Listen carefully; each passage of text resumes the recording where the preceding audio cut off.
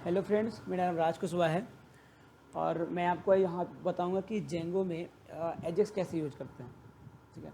अच्छा, उससे पहले मैं आपसे एक बात करना चाहता हूँ कि एक्चुअली अगर आप लोग मेरे चैनल को सब्सक्राइब नहीं करके रखे हैं तो प्लीज़ सब्सक्राइब करिए और ये बेल आइकॉन भी प्रेस करके रखिए। एक्चुअली क्या होता है कि मैं यूट्यूब में वीडियो अपलोड करता हूँ, मेरे पास व्यूज़ नहीं आते। एक्चुअली प्रॉब्लम क्या है कि मैं वीडियो तो अपलोड कर देता हूँ बट आप लोगों को कुछ वीडियो मिल नहीं पाती होगी।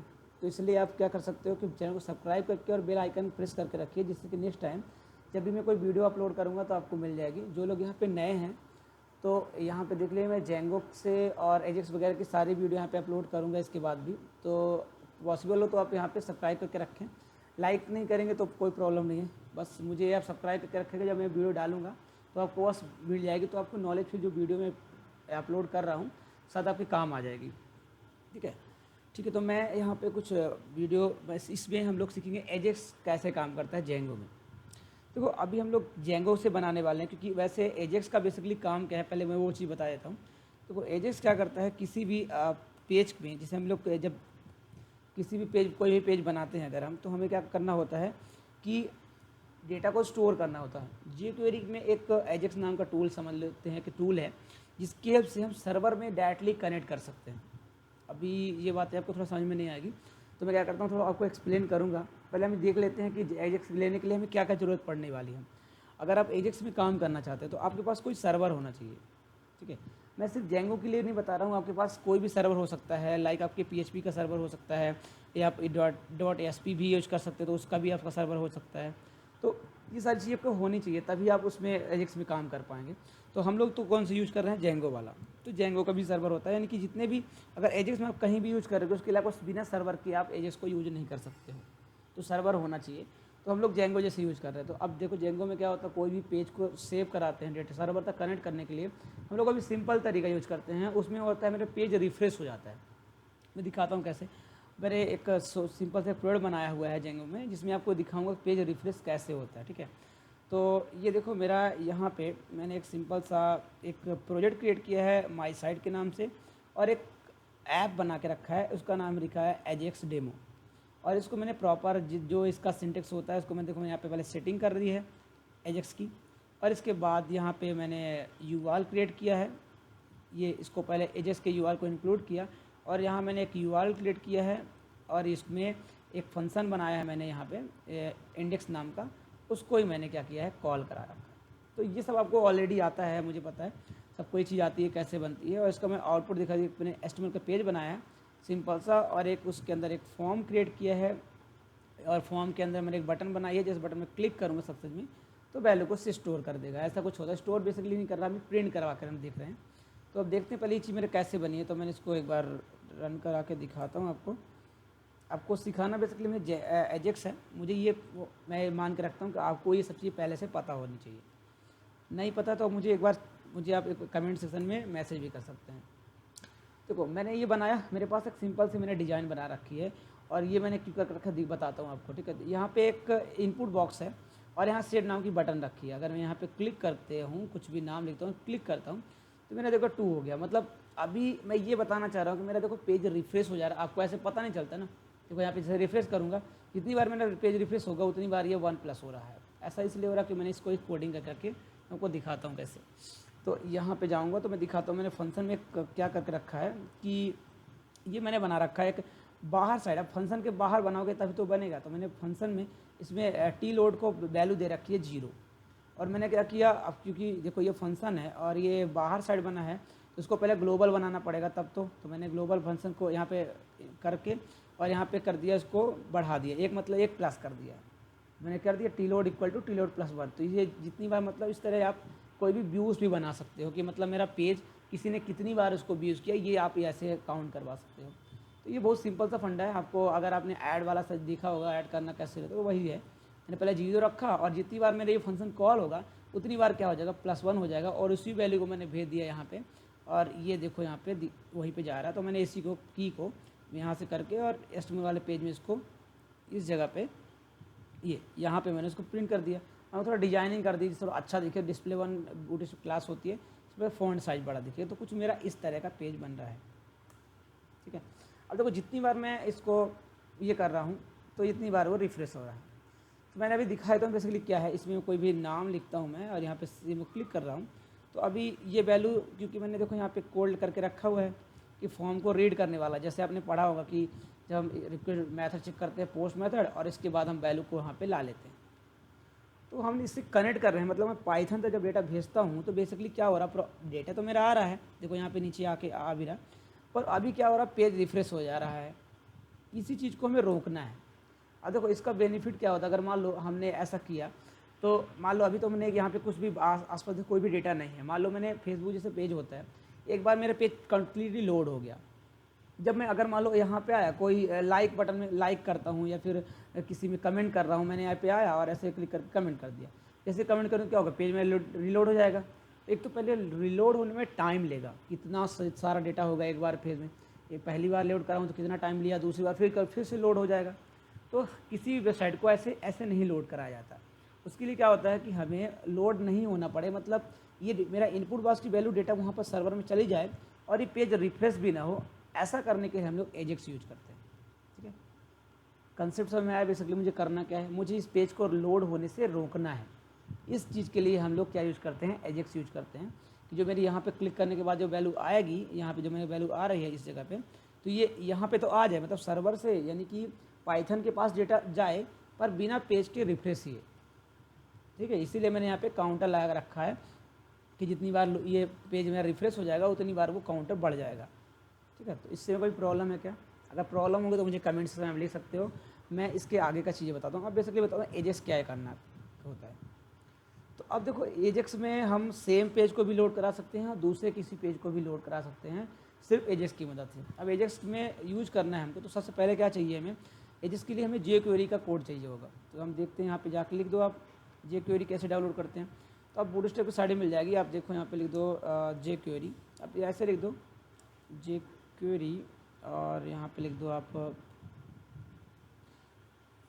W3 स्कूल ले देते हैं, वहाँ से जल्दी मिल जाएगी हमें, तो W3 स्कूल से लिख लेते हैं। ठीक है, तो यहाँ पे मैं jQuery की, मुझे सिर्फ यहाँ पे लिंक चाहिए, अगर आप चाहो तो उसको डाउनलोड करके भी लिख सकते हो। तो आप थोड़ा सा वीडियो में लेंदी हो जाती है, आपको पता है, पर आपको एकदम स्टेप बाय स्टेप सारी चीज़ सीखने को मिलेगी। तो आप एक काम करो, ये jQuery के लिए तो कहीं से भी कॉपी कर सकते हैं। अच्छा, अगर आपने को jQuery का बिल्कुल से पता नहीं है स्टार्टिंग से भी कि आप कैसे jQuery काम करती है, तो मेरे यूट्यूब चैनल में कुछ और वीडियो रखी हैं jQuery की बेसिक वीडियो, तो उसको आप जाके देख सकते हो, मैं इसका लिंक नीचे दे दूँगा उसको। ठीक है, तो ये हमें लिंक कॉपी करनी होती है, क्योंकि jQuery की ये लिंक होती है, उसमें मुझे कॉपी करनी होती है। मैंने कॉपी किया यहाँ से और अपने पेज पे आप चाहे ऊपर नीचे जहाँ भी आपको रखना हो वहाँ पे आप रख दो। ठीक है, मैंने यहाँ पे ये रख दिया है इस जगह पे, और अब मैं इस पेज को लोड कराता हूँ। तो अभी कोई इफेक्ट नहीं दिखेगा हमें, कोई भी देखो इफेक्ट यहाँ पे नहीं दिखने वाला, jQuery की लगाने से कुछ भी नहीं होता। अब यहाँ पे एक बार आप चेक कर लो कि मेरी jQuery सही तरीके से काम कर रही कि नहीं।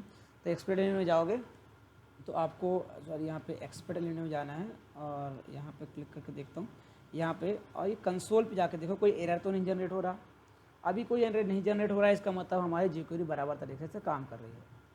अब देखो हमें क्या करना है, यहाँ पे नीचे अब jQuery के लिए, अब को jQuery का जो कोड है आप कहीं भी लिख सकते हो, बस आपको क्या करना है, ध्यान देना है कि स्क्रिप्ट टैग के अंदर होना चाहिए। ये मैंने सारा कुछ उसमें बता रखा, अगर वीडियो आप नहीं देखी तो आप देख सकते हो उसमें।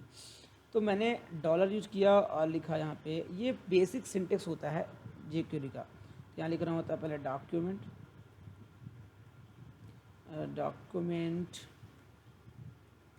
डॉट रेडी, रेडी फंक्शन है जो क्या करता है, लोड होने पे चलता है। तो रेडी फंक्शन लगाया, यहाँ पे लिखा मैंने फंक्शन और यहाँ पे ब्रैकेट ओपन, यहाँ पे ये, और इसके बाद इसको क्लिक करा और इसके अंदर आप एक बार देखते हैं कि अलर्ट करके कि मेरा लोड होने पे ये चल रहा है कि नहीं रहा, मतलब बेसिक सिस्टम को समझना है। फिर मैं आपको दिखाता हूँ काम कैसे करना। ठीक है, ये मैंने लिखा इसको, एक बार इसको पेज को लर्न करा के देखता हूँ कि अलर्ट मेरा हो रहा कि नहीं। तो देखो मेरा अलर्ट अभी हो रहा है, इसका मतलब मेरा jQuery से प्रॉपर तरीके कोई भी एरर जनरेट नहीं कर रहा। ये करने से कोई अगर आपको जनरेट करेगा तो प्रॉब्लम आएगी, तो फिर आपको सॉल्व कर लोगे। ठीक है, अब देखो मेरे पास एक इसी इनपुट बॉक्स की, जो इनपुट बॉक्स वैल्यू रख रहा हूँ उसको मुझे भेजना है जब क्लिक करूँ तब। तो पहले मुझे इसका क्लिक इवेंट बनाना पड़ेगा। तो ये जो इनपुट टाइप सबमिट है, देखो सबमिट करने से ही मेरा पेज रिफ्रेश होता है, तो मैं उस चीज़ को रोकना चाहता हूँ। तो यहाँ पे कर दूँगा क्या, इनपुट टाइप बटन। जब मैं बटन टाइप कर दूँगा तो ये तो सबमिट होगा ही नहीं, फिर तो डेटा वहाँ सर्वर तक कैसे जाएगा। तो देखो यहाँ पे रिफ्रेश करता हूँ, ठीक है, ये एलर्ट तो आ रहा है। देखो जब मैं क्लिक कर रहा हूँ, देखो तो अब मेरा पेज रिफ्रेश नहीं हो रहा। क्यों? क्योंकि मैंने इनपुट का टाइप जो है चेंज कर दिया और मैंने बटन कर दिया। बटन करने से डेटा कभी स्टोर नहीं हो सकता, मतलब सर्वर से डेटा करेक्ट नहीं करता, सिर्फ यहाँ पे टाइप इक्वल टू सबमिट होगा तभी डेटा स्टोर करेगा। तो अब क्या करें, तो मैंने यहाँ पे दे दिया एक आईडी दे देता हूँ इस बटन को, मैंने इसका नाम दे दिया मान लो सेव फॉर्म, ऐसे नाम ले देता हूँ उसको। मैंने सेव फॉर्म नाम का एक आईडी दी है। तो इस आईडी को मैं चाहता हूँ कि इस आईडी में जब क्लिक करूँ तब मेरा अलर्ट होना चाहिए। तो चलो ये अलर्ट जो आ रहा है, तो मैं क्या करता हूँ, पहले लिखता हूँ यहाँ पे डॉलर, ये किया लिखा यहाँ पे, जब हम इस पे इस आईडी, देखो आईडी के लिए सिंपल सा फंडा है, यहाँ पे आईडी के लिए आपको हैज लगाना पड़ता है। आईडी में जब मैं क्या करूँ, क्लिक करूँ तब ये चलना चाहिए। तो लिख दिया मैंने, क्लिक करने पे एक फंक्शन चलेगा, तो ये मैंने यहाँ पे लिख दिया FUNCTION फंक्शन, और ऐसे करके इसके अंदर ब्रैकेट लगाता हूँ और इसके अंदर जाके, ये मेरा सही है ना, ठीक है। और यहाँ पे इस पे बाहर आओ और यहाँ पे करली ब्रैकेट लगा दो। ये एक सिंपल सेंटेंस है, मैंने jQuery के इसका सारा कुछ बता रखा, तो अगर आपको नहीं पता तो आप वीडियो वक्त देख लोगे तो इजी समझ में आ जाएगा। मैंने बहुत बेसिक समझाया था। तो मैंने बटन पे क्लिक पे ये अलर्ट करना चाहता हूँ पहले, तो ये देखता हूँ, देखो अब सबमिट तो नहीं होगा पर इसी पेज में सारा काम कर सकता हूँ। क्लिक करा, देखो अब देखो यहाँ पे काम हो रहा है, देखो क्लिक करने पे। और मेरा देखो यहाँ पे अगर मेरा पेज रिफ्रेश हो जाता तो यहाँ पे ये काउंटर बढ़ता जाता ना, तो देखो अभी भी नहीं बढ़ रहा, देखो ये मतलब लोड नहीं हो रहा है मेरा पेज, ठीक है। अब यहाँ पे आता हूँ और इस पे, अब यहाँ पे मुझे क्या करना है, अब देखो मुझे इस डेटा को भेजना है। तो डेटा भेजने के लिए अभी हम एजेक्स नहीं, ये सब jQuery है। क्या करना है, मुझे इनपुट बॉक्स की वैल्यू को पहले रीड करना है। अब देखो ये इनपुट बॉक्स है, इसकी आईडी मैंने दे रखी है, इसका नाम है नेम। तो नेम की वैल्यू को गेट करना, अगर हम बटन को गेट कर सकते हैं तो फिर नेम को तो गेट कर सकते हैं। तो मैं क्या लिखूँगा यहाँ पे, ये करता हूँ पहले और लिखता हूँ यहाँ पे डॉलर और ये ब्रैकेट और डॉट। अब देखो मुझे इनपुट बॉक्स की मतलब बटन तो है नहीं, वो एक इनपुट बॉक्स है, उसकी मुझे वैल्यू चाहिए। तो हम यहाँ पे एक फंक्शन jQuery में होता है वैल फंक्शन, तो मैंने उसकी वैल्यू गेट कर ली और चाहूँ तो किसी वैल्यू में रख सकता हूँ। तो मैंने रख दिया मान लो नेम नाम के वैल्यू में। हालांकि देखो पहले क्या होता था jQuery में कि यहाँ पे हमको बैर लिखना पड़ता था पहले, अब इसको लिखना कंपलसरी नहीं रह गया। चाहो तो आप लिख सकते हो, अगर आपको लिखना हो तो आप ऐसे लिख सकते हो बैर ये नेम, चाहो तो मत लिखो, कोई सुनिए। पहले था ऐसा कि लिखना पड़ता, अब नहीं लिख सकते हो।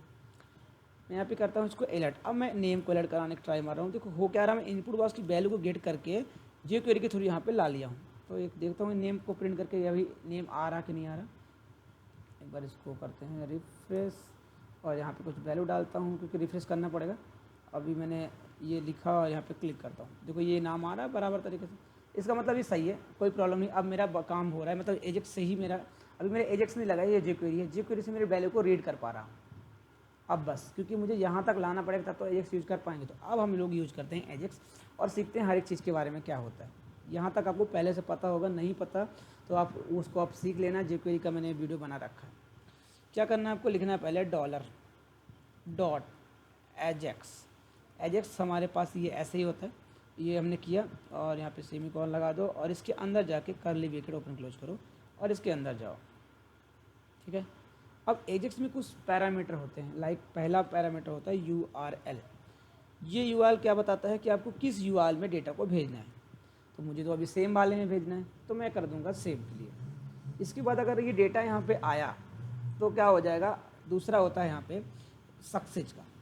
आपको अगर आपको डेटा, ये जो नेम है उसको आपको सर्वर में भेजना है तो क्या करना पड़ेगा, आपको क्या लिखना है, URL में लिखा, इसके बाद आपको देना पड़ेगा टाइप कि आप किस टाइप से डेटा को भेजना चाहते हैं। तो यहाँ पे तो मैं गेट कर सकता हूँ, पोस्ट कर सकता हूँ। बेसिकली मैं भी गेट यूज़ करता हूँ, बाद में हम पोस्ट यूज़ कर, मैंने पोस्ट यूज़ करूँगा तो मुझे एक टोकन लगाना पड़ेगा, CS टोकन, तो वो भी हम कर सकते हैं, ऐसा नहीं है। अभी हम गेट मैसेज से भेजते हैं या फिर पोस्ट ही, चलो पोस्ट ही करते हैं क्योंकि हम Django में सीख रहे हैं, तो पोस्ट मैसेज यूज़ करते हैं। और इसके बाद हम यहाँ पे आते हैं और यहाँ पे मैंने टाइप भी दिया और यहाँ पे अब जो डेटा को आपको भेजना है, नेम को आपको अगर भेजना है तो क्या यूज़ करोगे आप, यहाँ पे नेम, सॉरी यहाँ पे आपको यूज़ करना है डेटा, कॉलन लगाना है, ये डिक्शनरी देनी है। इसके बाद आपका सक्सेस होगा फंक्शन और ये आपका ब्रैकेट और ये लग गया। ये एक बेसिक सिंटेक्स होता है। चलो मैं एक एक करके फिर से सबको बता देता हूँ। ये हमारा एजेक्स का तरीका होता है ऐसा करके। यहाँ पे मैंने डेटा इसलिए लिखा क्योंकि जो वैल्यू, अगर देखो अब क्या होगा, यहाँ पे एजेक्स रन होगा। एजेक्स रन होगा तो सबसे पहले URL बताना पड़ेगा किस URL में आपको एजेक्स चलाना है। तो अभी मैंने ब्लैंक छोड़ दिया, तो मतलब इसी सेम मतलब पेज में हूँ उसी पेज को लोड करवाना। अब हमें जब ये पेज लोड कराऊंगा तो इसके फंक्शन में डेटा जाएगा यहाँ पे, इसी के फंक्शन में जाएगा। तो हमें वैसे तो कभी कौन सा मेथड यूज़ किया है, यहाँ पे मैंने पोस्ट मेथड यूज़ किया हुआ है। तो आपको ऐसे लिखना पड़ेगा, यहाँ पे मैंने टाइप UR लिखा, ब्लैंक कर दिया, टाइप इक्वल टू क्या कर दिया, पोस्ट मेथड यूज़ कर रहा हूँ, ठीक है। अभी स्मॉल लेटर कोई भी लिख सकते हो, स्मॉल कैपिटल दो, डेटा लिखा और यहाँ पे किया। अब इसके बाद यहाँ पे सक्सेस करूँगा, तो अब जब मैं पोस्ट मेथड देखो यूज़ करूँगा, देखो मैं दिखाता हूँ मैंने गेट मेथड यूज़ करने से क्या होगा। मैंने गेट मेथड यूज़ किया अगर, तो अभी देखो यहाँ पे क्लिक करता हूँ और इस ब्राउज़र पे ऊपर करता हूँ, क्योंकि मैंने कंडीशन पे नहीं दूंगा ना, तो ये प्रिंट यहाँ पे करता हूँ, लिखता हूँ यहाँ पे मैं लिख दिया हेलो, लिख देता हूँ। तो जैसे ही मैं यहाँ पे प्रिंट करता हूँ, एक बार से देखो हमेशा गेट मेथड जैसे ही पेज लोड होता है वैसे कॉल हो जाता है। तो मैंने पेज अभी लोड हुआ, क्या होगा, कॉल हो गया होगा एक बार देखो हेलो लिख के आ गया। अब क्या करता हूँ, गेट मेथड को एजेक्स यूज करके रखा हूँ मैंने। तो जैसे ही बटन मैंने क्लिक करूँगा तो मेरा पेज रिफ्रेश होगा नहीं, लेकिन फिर भी यहाँ पे वैल्यू आनी चाहिए। देखो यहाँ पे फिर से आ गया, क्योंकि एजेक्स अभी हमारा काम कर रहा है। मतलब ये क्या कर रहा है, सर्वर का डेटा को भेजने की ट्राई कर रहा है, मतलब भेज रहा है ये जो हमारा मैंने बनाया। तो अब क्या कर रहा है, वो सर्वर में भेज रहा है गेट मेथड के थ्रू। जैसे ही पोस्ट मेथड कर दूंगा तो यहाँ पे देखता हूँ सर्वर में, अभी मैंने एलर्ट अगर कराता ना तो ये वैल्यू यहाँ पे आती हुई। देखो अगर मैं इसको अभी गेट मेथड यूज़ कर रहा हूँ और जो मैं एलर्ट करा सक्सेस अगर हो जाता है तो क्या करो, एलर्ट कर दो और यहाँ लिख दो क्या, डन। अब मैं ये इसको बस सिंटेक्स आपको ये समझना है, बस आपको मैं डन लिख दिया बस। तो ये अभी एलर्ट में आ जाना चाहिए। एक बार मैं देखता हूँ, मैंने गेट मेथड ही यूज़ किया हुआ, इंटर करता हूँ और यहाँ पे कोई भी डेटा लिखो और यहाँ पे करो इसमें क्लिक, देखो डन लिख के आ गया। इसका मतलब अभी मेरे यहाँ पे भी वैल्यू आ गई होगी, देखो यहाँ पे फिर से हेलो लिख के आ गया। तो ये तो मेरा ये काम हो गया। अब मुझे क्या करवाना है, मैंने ये गेट भी हो गया।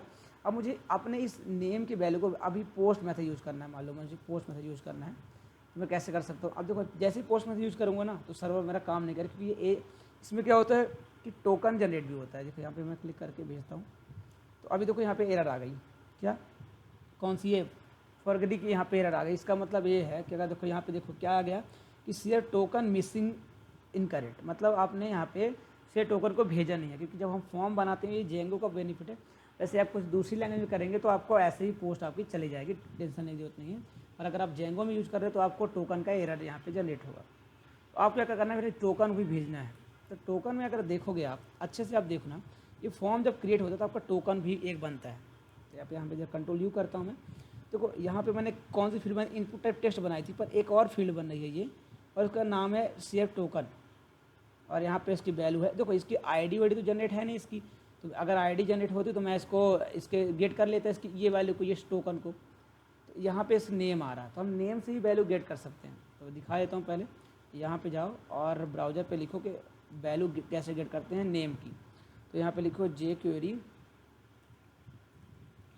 Input type get value by name, ये लिख दो बस। आपको आराम से jQuery से कैसे सिंटेक्स होता है वो आपको बता देगा। तो एक बार यहाँ पे जाके देखता हूँ और यहाँ पे जाके एक बार देखता हूँ, यहाँ पे गेट वैल्यू नेम के हिसाब से करना है आपको। तो आपको ऐसे करने पड़ेगा, इनपुट टाइप देना है नेम, और जो भी नाम होगा वो देना पड़ेगा, ठीक है। ये तरीका अभी आपके पास कई सारे वे मिल जाएंगे आपको करने के। तो अब जो आपको पसंद है वो चीज़ यूज कर सकते हो आप। तो हमें अभी यही वाला यूज कर लेता हूँ, ईजी है ये भी। तो यहाँ पे मैंने इसको ये कर दिया, इसको कॉपी किया और यहाँ पे जाके ये जो मैंने नेम बनाया था वेरिएबल, तो उस पर लिए मैंने यहाँ बना लिया। अब इसको मैं टोकन ले लेता हूँ, टोकन नाम ले लेता हूँ, ठीक है।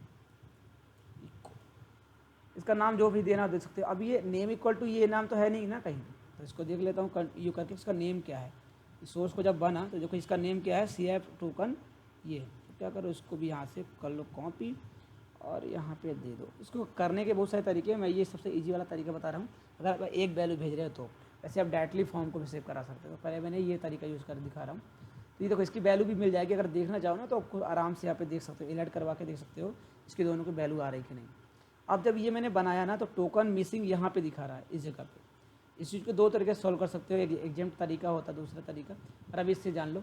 तो मैंने यहाँ पे किया, पोस्ट में जब यूज़ किया तो यहाँ पे डेटा को भेजना पड़ेगा। मतलब मैं टोकन को और नेम को दोनों को ब्राउजर में भेज, यहाँ पे सर्वर में भेजना चाहता हूँ। तो क्या करूँगा, कैसे लिखूँगा, एक मैंने बनाया मान लो एक नेम नाम का की, ऐसे की ऐसे बना सकते हो चाहो तो स्ट्रिंग में, मैंने यहाँ पे दिया नेम। नेम के लिए मैंने यहाँ पे की बनाई और उसका नाम रखा, ये जो नेम है उसको पास कर दिया यहाँ पे, ठीक है। और दूसरे एलिमेंट भेजना कौन सा, मुझे मान लो टोकन भेजना है, तो आप यहाँ से अब उसका नाम आप रख सकते हो, सी आप टोकन ये भी लिख सकते हो, जो चाहे वो दे सकते हो, ऐसा नहीं है। तो आप यही नाम दे दो उसको, ये नाम दे दो, और यहाँ पे करके उसको भी चाहे आप यही नाम दे सकते हो, और इसको यहाँ पे ऐसे दे दो, ठीक है।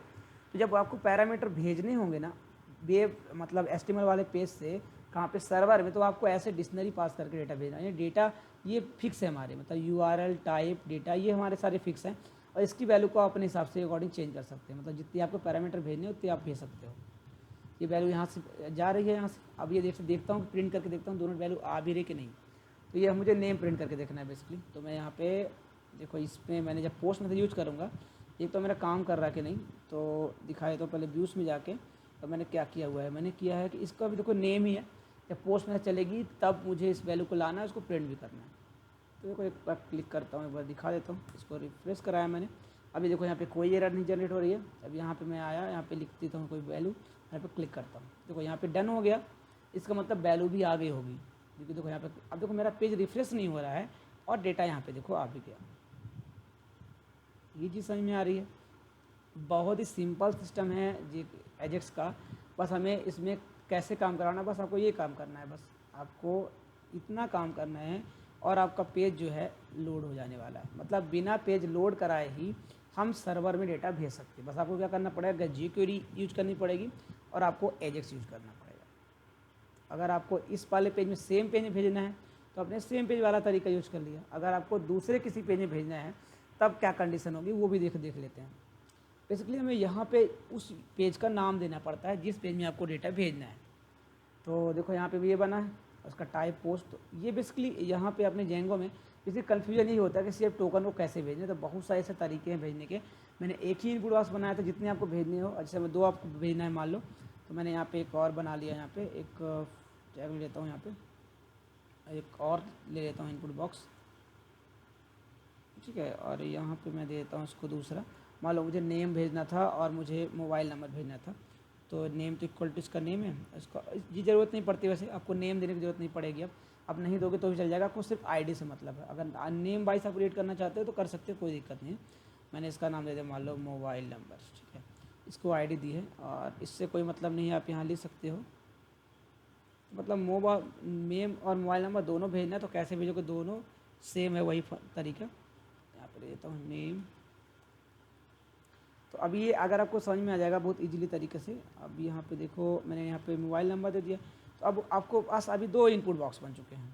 देखो ज़रा यहाँ पे इनपुट बॉक्स आपके पास 2 हैं, ये नेम और मोबाइल नंबर नाम से। तो अब इसको क्या करना पड़ेगा, यहाँ पे आपको दूसरी इनपुट बॉक्स आपने बनाया तो आपको फिर से उसकी तीसरी वाली की वैल्यू रीड करनी पड़ेगी। तो मैं यहाँ पे ये कर लेता हूँ, इसका मोबाइल नंबर जो भी था तो ये वैल्यू ले लेता हूँ, इस पर ये ले लिया और इसको फिर से भेजना है। तो अभी तो मेरे पास नेम और ये दोनों जा रहे होंगे, तो आप कहीं भी इसको एडजस्ट कर दो आगे पीछे जहाँ आपको मन करे। तो बस आपको डिक्शनरी तो कॉमा लगाया और यहाँ पे बना दिया मोबाइल के लिए और एक की बनाई और वैल्यू बनाई, ठीक है। ये मैंने भेजा और अब ये वैल्यू कहाँ पे जाएगी, इसके फंक्शन पे जाएगी, यानी कि यहाँ पे जाएगा। अभी इसके क्लिक करूँगा तो इस वाले व्यूज़ में जाएगा और व्यूज़ से मैं वैल्यू को रीड कर लेता हूँ। अब उसको रीड करने के लिए कंट्रोल डी कर लो और ये नेम है तो नेम कर लो और मोबाइल नंबर तो मोबाइल नंबर और कॉमा करके ये कर दिया। और एक बार रन करके देख लो ज़रा, क्लिक कराता हूँ यहाँ पे तो भाई ये हमारा काम हो जाएगा अभी, ठीक है। ये मेरा अब रिफ्रेश हो गया एक बार। अब एक बार देखो नेम यहाँ पे एंटर करता हूँ और मोबाइल नंबर कोई भी एंटर कर देता हूँ और यहाँ पे सेव में क्लिक करता हूँ। डन हो गया, इसका मतलब काम हो गया। देखते हैं यहाँ पे जाके, देखो यहाँ पे नेम और मोबाइल नंबर दोनों आ रहे हैं। ये बहुत सबसे सिंपल मैंने सिस्टम बताया है एजेक्स यूज करने का। अगर आप इस पेज में करना चाहते हो तो इस पेज में कर सकते हो। अगर आप चाहते हो कि नहीं एक काम करते हैं, ये वाले पेज में डेटा उसी सेम पेज में है, मैं दूसरे किसी पेज में डेटा स्टोर करना चाहता हूँ, तो ऐसा कर सकते हो आप, कोई प्रॉब्लम नहीं है। आपको सिर्फ और सिर्फ क्या करना है, तो ये मेरा फंक्शन बन चुका है। यहाँ पे ये क्लिक करने इवेंट वाला क्या करना है, आपको यहाँ पे जाना है। आपने ये बना रखा है, आपको एक दूसरा फंक्शन बनाना पड़ेगा। अगर आप दूसरे फंक्शन में वैल्यू भेजना चाहते हो तो क्या करना पड़ेगा, दूसरा फंक्शन बनाना पड़ेगा। तो मैं यहाँ पे आता हूँ, एक फंक्शन क्रिएट करता हूँ जल्दी से। यहाँ पे लिखा मैंने फंक्शन, एक यहाँ पे सेव फॉर्म नाम से भर देता हूँ चलो, और यहाँ पे लिख दिया रिक्वेस्ट, और यहाँ पे करता हूँ रिटर्न, और यूज कर लेता हूँ कॉस्ट रिस्पॉन्स फंक्शन, ठीक है। और यहाँ पे लिख देता हूँ कि डेटा स्टोर, ठीक है। ये मैंने, या फिर डेटा स्टोरेज जो भी लिख दे सकते हो कि हाँ एजेक्स, अभी मैंने डेटा स्टोर नहीं करा, डेटा स्टोर भी करूँगा, अभी दिखाता हूँ अभी कैसे करते हैं। ये मैंने डेटा यहाँ पे कर दिया। अब यहाँ पे क्या करो, वैल्यू को गेट करना। तो अभी देखो, अगर आप ये वाले पे वैल्यू गेट करना चाहते हो तो अब ऐसे लिखोगे, इसको घटा, यहाँ से कट कर लो, इस वाले में ला कर रख लो यहाँ पे। भाई ये पेज चलाने के लिए क्या, ये फंक्शन है, ये फंक्शन कॉल करने के, पता है आपको कि जब भी कोई फंक्शन जेंगो में क्रिएट होता है तो वो कॉल करने के लिए आपको हमेशा यूआरएल्स कॉल करना पड़ता है। तो यहाँ पे जाऊँगा और एक दूसरा यूआरएल क्रिएट कर लेता हूँ, उसका नाम रख देता हूँ, मान लो जो मैंने दे दिया सेव फॉर्म, ठीक है। और ये व्यूज़ के अंदर जो मैंने फंक्शन बनाया साथ यही बनाया था ना सेव फॉर्म नाम से, ये कर दिया। और इसके बाद एक को नाम दे दो, नाम दे दिया मैंने इसको, और इसको लिख दिया नेम इक्वल टू, और यहाँ पे लिख दिया इसको सेव फॉर्म। इसका नाम कुछ और दे देते हैं, सेव फॉर्म, चलो ठीक है, यही नाम सही है। ये मैंने यहाँ पे लिख दिया, और बस अब इस फॉर्म को कॉल करना है। देखो अब कुछ नहीं करना, आपको यहाँ पे जाना है, इसका नाम मैंने क्या रखा है, सेव फॉर्म रखा ना। अब आपको यहाँ पे जाकर, अब बस आपको यहाँ पे यूआरएल को चेंज करना है। यूआरएल को चेंज करने के लिए आपको पता है कि किसी भी यूआरएल में भेजने के लिए ऐसे लिखना पड़ता है। पहले हमको यहाँ पे लिखना होता है ये, और लिखना है यहाँ पे URL, और इसके बाद आप यहाँ पे सिंगल स्ट्रिंग देंगे और यहाँ पे ये लिख दो बस। अब जो डेटा हमारा, देखो रीड करने का तरीका सेम है, वैल्यू रिटर्न होके आएगी, और चाहो तो आप डन भी आप कर सकते हो, और जो इसमें से उसमें आ रहा है वो भी यहाँ पे आ जाएगा। चलो देखते हैं पहले वो काम कर रहा है कि नहीं कर रहा।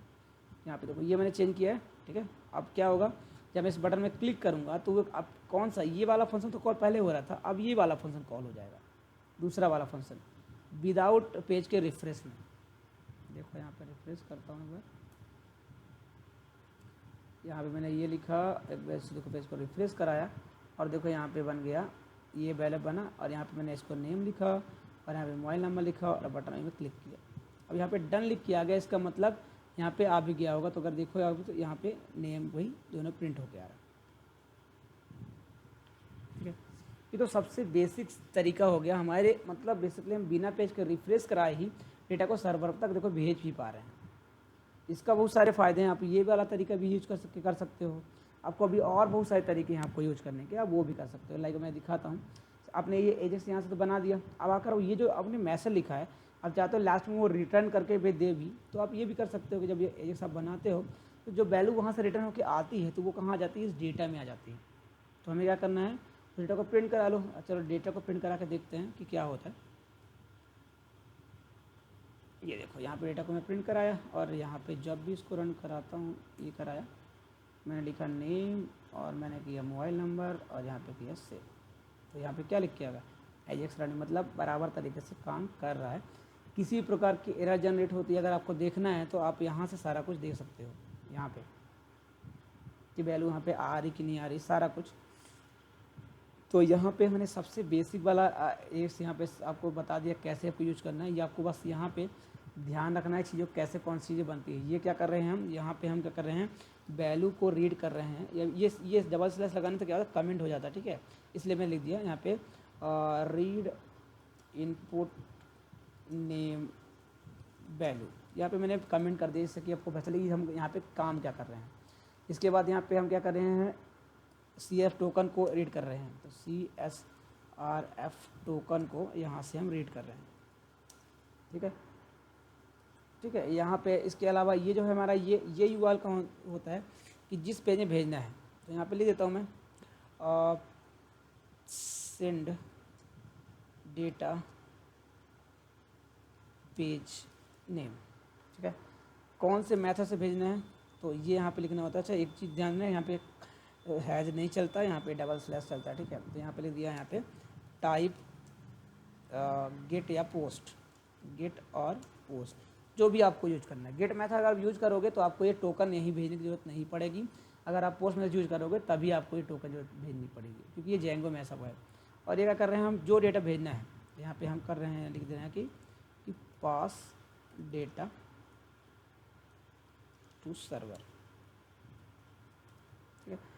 इसका मैं जो फाइल में बना रहा हूँ और ये सारी चीज़ आपको दे भी दूंगा कि यहाँ पे कि क्या है ये।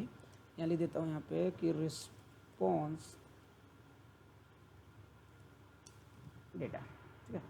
तो ये सारी चीज़ें डॉक्यूमेंट में बना के आपको भेज भी दूंगा, गिटहब में अपलोड कर दूंगा, आपको यहाँ पे लिंक दे दूंगा ग्रुप में, तब उसको आप यहाँ के दे सकते हैं। बहुत ही सिंपल सिस्टम है जे बनाने का यहाँ पे इसमें कि एजेक्स कैसे यूज करना है। बस आपको एजेक्स में यूआरएल पास करना होता है, टाइप डेट। अगर आपको ये वीडियो अच्छी लगती है तो मैं नेक्स्ट टाइम ये करके दिखाऊंगा कि कैसे डेटा स्टोर करते हैं और फिर कैसे हम डेटा को वहाँ से फेच करते हैं, फिर विदाउट पेज के रिफ्रेश में हम डेटा को यहाँ पे कैसे लाते हैं, वो भी हम देखेंगे। अगर आपको ये वीडियो अच्छी लगती है तो प्लीज़ इसको लाइक या सब्सक्राइब कर सकते हैं। और अगर आपको अच्छी लगती है तो आप कमेंट सेक्शन में लिखना, तो मैं यहाँ पे डेटा को, जो मैंने डेटा यहाँ पे भेजा है, इसके लिए मैं एक मॉडल क्रिएट करूँगा, फिर मॉडल बनाऊँगा, फिर डेटा वहाँ स्टोर करूँगा, फिर उस डेटा को वहाँ पे लाऊँगा बिना पेज के रिफ्रेश से। वो चीज़ कैसे होती है वो हम सीखेंगे, ठीक है। ठीक है, तो अभी तक के लिए इतना रखते हैं, वीडियो थोड़ा ज़्यादा लेंदी हो गई है। Okay, thank you.